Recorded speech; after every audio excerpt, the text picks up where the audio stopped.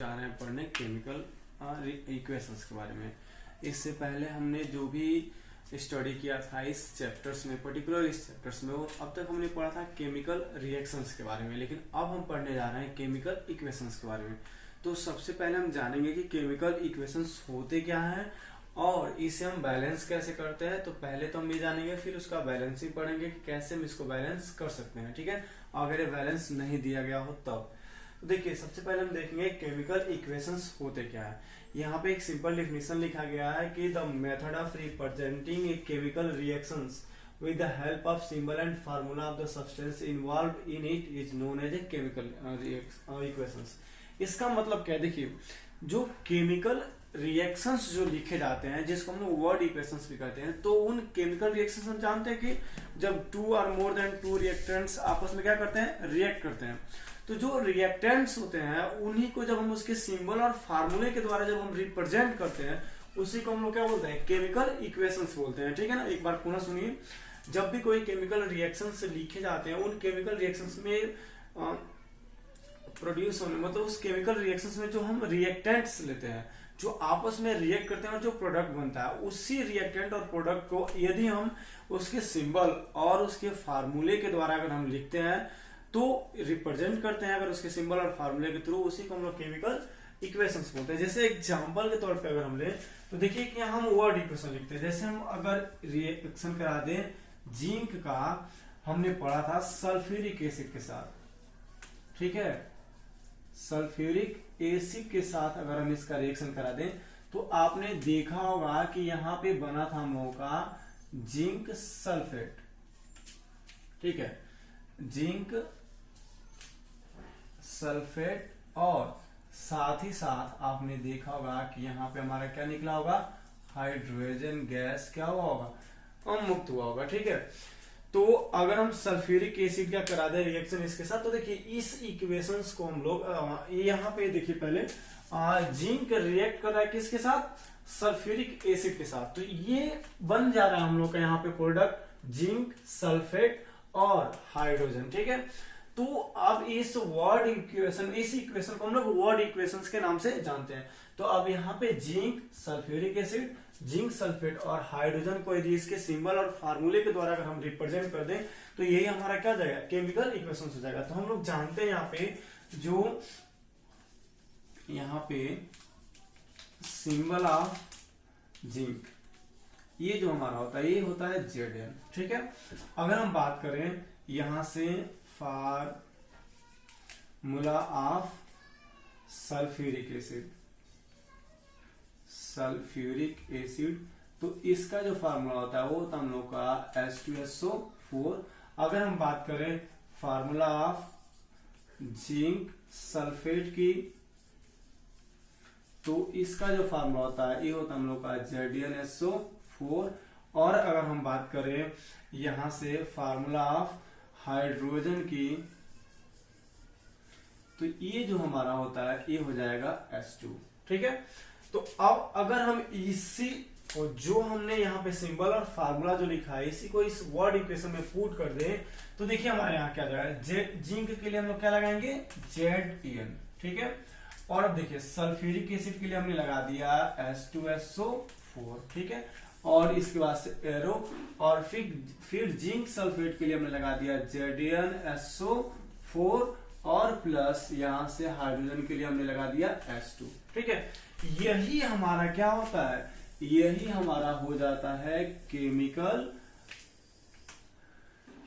Equation. ठीक है, अब देखिए यहाँ कुछ चीजों को हम लोग को जानना है। ये हमारा होता है रिएक्टेंट, ये भी होता है हमारा रिएक्टेंट, और ये हमारे होते हैं दोनों प्रोडक्ट। यानी किसी भी केमिकल रिएक्शंस में जो रिएक्शंस के लिए हम लोग जिन भी सब्सटेंसों को लेते हैं उसको हम रिएक्टेंट बोलते हैं, और रिएक्शन के बाद जो न्यू सब्सटेंस बनता है वो हमारा क्या होता है, प्रोडक्ट होता है। ठीक है, तो अब देखिए यहाँ पे केमिकल इक्वेशंस में लिखने के लिए कुछ चीजों को हमें काफी ध्यान देना पड़ता है। ठीक है, जब भी हम रिएक्टेंट साइड में, ठीक है, अब देखिए हम यहाँ से थोड़ी सी चीजों को लिखेंगे। ये वाला जो हमारा एरो के इस वाले साइड को हम लोग बोलते हैं राइट हैंड साइड। ठीक है, और एरो के इस वाले साइड को हम लोग बोलते हैं लेफ्ट हैंड साइड। ठीक है, तो किसी भी केमिकल रिएक्शंस या इक्वेशंस में कभी भी हम लोग एरो के लेफ्ट हैंड साइड में हमेशा रिएक्टेंट को लिखते हैं और एरो के राइट हैंड साइड में हमेशा राइट हैंड साइड में प्रोडक्ट ही लिखा जाता है। इस बात को हमेशा ध्यान रखें।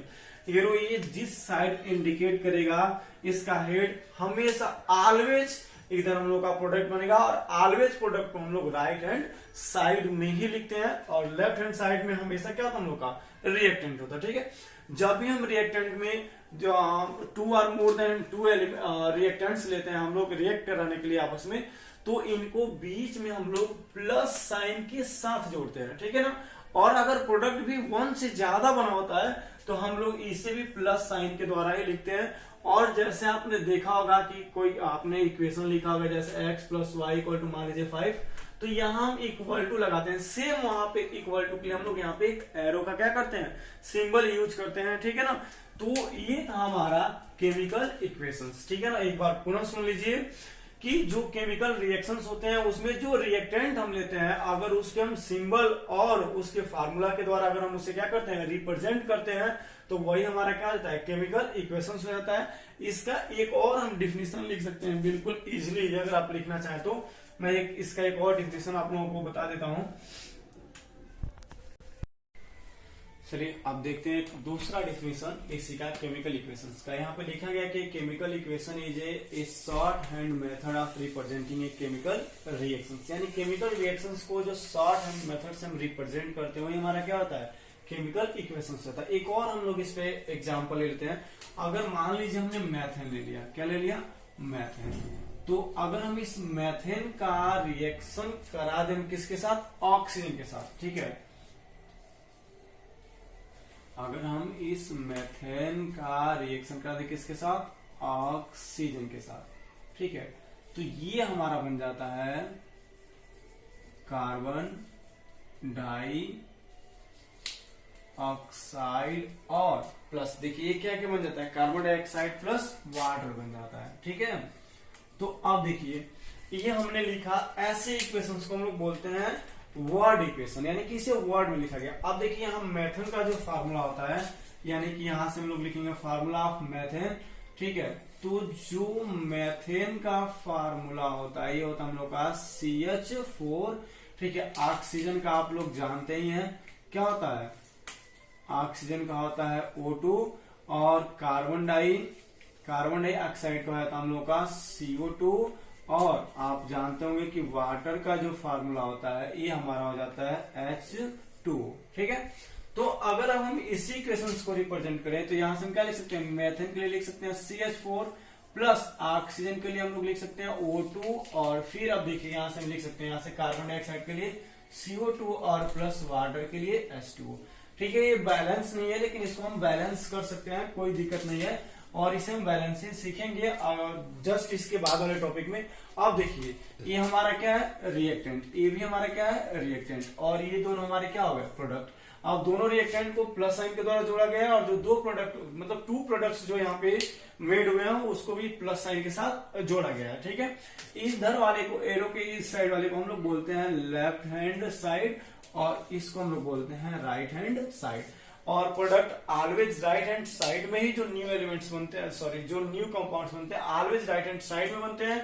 और मतलब जो भी हमारा प्रोडक्ट बनेगा हमेशा राइट हैंड साइड में, और ये एरो भी यही इंडिकेट करता है कि इधर हमारा क्या प्रोडक्ट बन रहा है और इस साइड हमारा क्या होता है, रिएक्टेंट होता है। ठीक है, तो ये था 2 डिफिनेशन और 2 एग्जाम्पल हमारे केमिकल इक्वेशंस के। अब हम देखेंगे balance and unbalance chemical equation किसे कहते हैं। ठीक है, चलिए अब देखते हैं कि बैलेंस केमिकल इक्वेशन क्या होता है। देखिए बैलेंस केमिकल इक्वेशंस क्या होता है कि जब भी हम कोई भी केमिकल इक्वेशंस लिखते हैं तो उसमें 2 साइड होता है, आपने जान लिया, एक रिएक्टेंट होता है, एक लेफ्ट हैंड साइड और एक राइट हैंड साइड। मतलब एक तरफ रिएक्टेंट होता है और दूसरी तरफ प्रोडक्ट बनता है। ठीक है, इसमें होता क्या है, जो रिएक्टेंट के एलिमेंट्स होते हैं, ठीक है, और जो प्रोडक्ट एलिमेंट्स होते हैं, तो दोनों एलिमेंट चेंज नहीं होने वाला है। चेंज क्या हो जाता है, उसके एटम्स चेंज हो जाते हैं। ठीक है, तो हमें ध्यान क्या रखना होता है कि जो भी हम रिएक्टेंट लिए हुए हैं उसके जो एलिमेंट्स है उसमें उसके number of atoms reactant side और प्रोडक्ट साइड उसी एलिमेंट्स के जो एटम्स है वो क्या होने चाहिए, इक्वल होने चाहिए। ठीक है, एंड देखिए यहाँ पे क्या लिखा गया, a balance chemical equation has an equal number of atoms, यानी कि ए बैलेंस केमिकल इक्वेशन वो होता है जिसमें equal number of atoms of different elements, जो अलग अलग हमारे एलिमेंट्स हैं in the reactant and product, मतलब रिएक्टेंट साइड के जो एलिमेंट्स हैं उसमें और जो प्रोडक्ट साइड के जो एलिमेंट्स हैं उसमें, दोनों ही साइड के सेम एलिमेंटों के दोनों ही साइड में एटम्स क्या होने चाहिए, इक्वल होने चाहिए। चलिए हम इसको एकदम क्लियर कर देते हैं एक एग्जांपल के थ्रू, ठीक है। हम यहां से एक एग्जांपल लेते हैं। देखिए हमने लिखा Zn प्लस H2SO4 का रिएक्शन कराने के बाद बन जाएगा यहाँ पे ZnSO4, ठीक है, और प्लस यहां से H2, ठीक है। हम एक काम करते हैं, यहां पे लिखते हैं नंबर ऑफ एटम्स, ठीक है, नंबर ऑफ एटम्स। यहां पे हम लिखते हैं एलिमेंट, और यहां पे हम लिखते हैं रिएक्टेंट, ठीक है, और इधर हम लिखते हैं प्रोडक्ट। देखिए इसे हम दिखाते हैं। इसमें एलिमेंट क्या क्या है हम लोग का, एक है Zn, दूसरा हम लोग का हाइड्रोजन, तीसरा हम लोग का सल्फर, और चौथा हम लोग का ऑक्सीजन, ठीक है। अब देखिए यहां पर नंबर ऑफ एटम्स की अगर हम बात करें तो यहाँ पे रिएक्टेंट साइड में आप देखेंगे कि जो Zn है वो कितना है, ओनली 1 है। अगर हाइड्रोजन की बात करें आप तो कितना है, 2, सल्फर की बात करें तो 1, और ऑक्सीजन की बात करें तो कितना हो जाएगा, 4, ठीक है। दूसरी तरफ आप देखेंगे प्रोडक्ट साइड तो Zn कितना है, 1, आप सल्फर को देखेंगे, सॉरी हाइड्रोजन को देखेंगे तो कितना है हमारा, 2, फिर से आप देखिए तीसरे नंबर सल्फर है, सल्फर कितना, 1, और यहां से ऑक्सीजन इधर भी कितना है, 4। यानी हम देख रहे हैं कि जो नंबर ऑफ एटम्स, ठीक है, आप ऐसे भी लिख सकते हैं number of Z atoms, number of hydrogen atoms, और नंबर ऑफ सल्फर एटम्स, और नंबर ऑफ ऑक्सीजन एटम, ऐसे भी लिखा जा सकता है। तो देखिए अब क्या करना है हमको, हमने हमारा ये रिएक्टेंट साइड है और ये हमारा क्या प्रोडक्ट साइड है, तो जो एलिमेंट्स हमारे रिएक्टेंट साइड में है, ठीक है ना, उनका एटम्स की संख्या, मतलब number of atoms reactant side में और प्रोडक्ट साइड में क्या है, इक्वल है। देखिए यहाँ पे Zn मतलब जिंक हमारा कितना है, ओनली 1 एटम्स है रिएक्टेंट साइड में, और हमारा प्रोडक्ट साइड में भी क्या है, ओनली 1 है, यानी ये दोनों ही क्या इक्वल हो गया। अगर बात करें दूसरे नंबर पर हाइड्रोजन लिया है तो रिएक्टेंट साइड में हाइड्रोजन के कितने एटम्स हैं, 2 एटम्स हैं, और वही प्रोडक्ट साइड में भी हाइड्रोजन के कितने एटम्स है, 2 एटम्स है, ठीक है। और तीसरी बात अगर हम करें किसका, सल्फर का, तो यहाँ पे सल्फर कितना है, यहाँ पे सल्फर है ओनली 1 रिएक्टेंट साइड में, और हमारा प्रोडक्ट साइड में भी सल्फर कितना, ओनली 1। और ऑक्सीजन की अगर हम बात करें तो रिएक्टेंट साइड में ऑक्सीजन 4 है, और प्रोडक्ट साइड में भी ऑक्सीजन क्या है, 4 है। तो ऐसे केमिकल इक्वेशंस को हम लोग बोलते हैं बैलेंस केमिकल इक्वेशंस। दूसरी चीज देखिए, बस 1 मिनट ये समझ लीजिए, जब बात आ जाए हमारा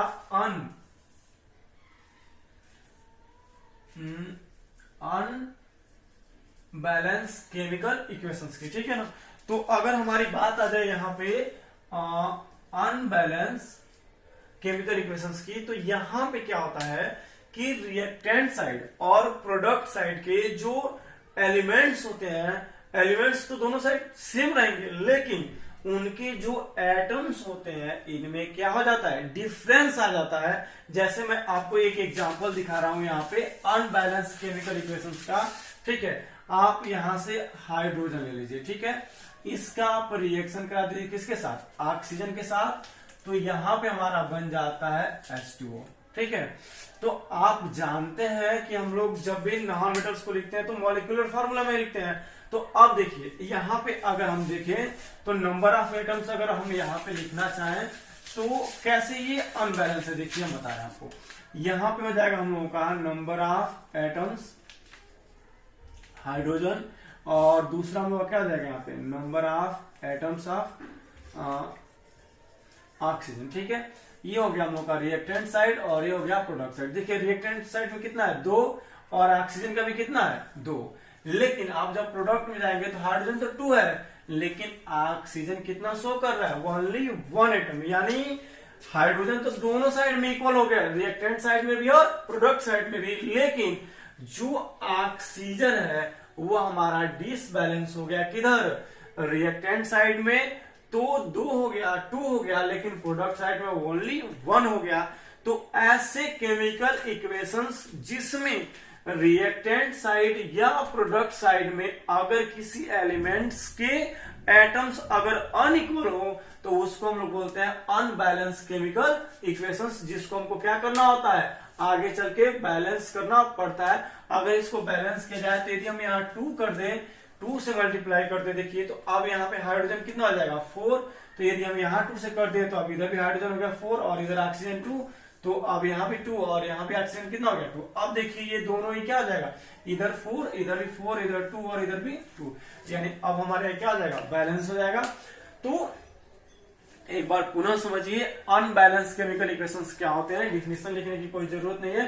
अनबैलेंस केमिकल इक्वेशंस वे केमिकल इक्वेशंस होते हैं जिसमें रिएक्टेंट या प्रोडक्ट साइड में किसी एलिमेंट के जो एटम्स होते हैं वो अनइक्वल हो जाते हैं। ठीक है, चलिए एक और बात बताते हैं। देखिए क्या होता है कि जब भी कोई केमिकल रिएक्शंस होते हैं तो उन केमिकल रिएक्शंस में क्या होता है कि जो रिएक्टेंट साइड का मास होता है और प्रोडक्ट साइड का मास ये ऑलवेज इक्वल होता है। ठीक है ना, इसका रीजन क्या है, आपने पढ़ा होगा कि matter can be neither be created and nor destroyed in a chemical reaction. यानी हम ड्यूरिंग ए केमिकल रिएक्शन हम किसी भी मैटर को ना तो डिस्ट्रॉय कर सकते हैं और ना ही उसे हम क्या कर सकते हैं, क्रिएट कर सकते हैं। इसके वजह से इनका जो मास होता है रिएक्टेंट साइड और प्रोडक्ट साइड का ऑलवेज क्या होता है, इक्वल हो जाता है। यही सबसे बड़ा रीजन है कि हम लोग किसी अनबैलेंस केमिकल इक्वेशंस को क्या करते हैं, बैलेंस करने की जरूरत पड़ती है। नहीं तो अगर हम ऐसा नहीं करेंगे तो law of conservation of mass की जो प्रॉपर्टी है वो क्या कर जाएगी, फेल कर जाएगी। इसीलिए हमें किसी भी अनबैलेंस केमिकल इक्वेशंस को बैलेंस करने की जरूरत पड़ती है। और जो अब हम टॉपिक पढ़ने जा रहे हैं, ठीक है, वो हमारा यही है बैलेंसिंग केमिकल इक्वेशंस। ठीक है, तो हम कैसे किसी केमिकल इक्वेशंस को बैलेंस करेंगे अब वो हम देखने जा रहे हैं।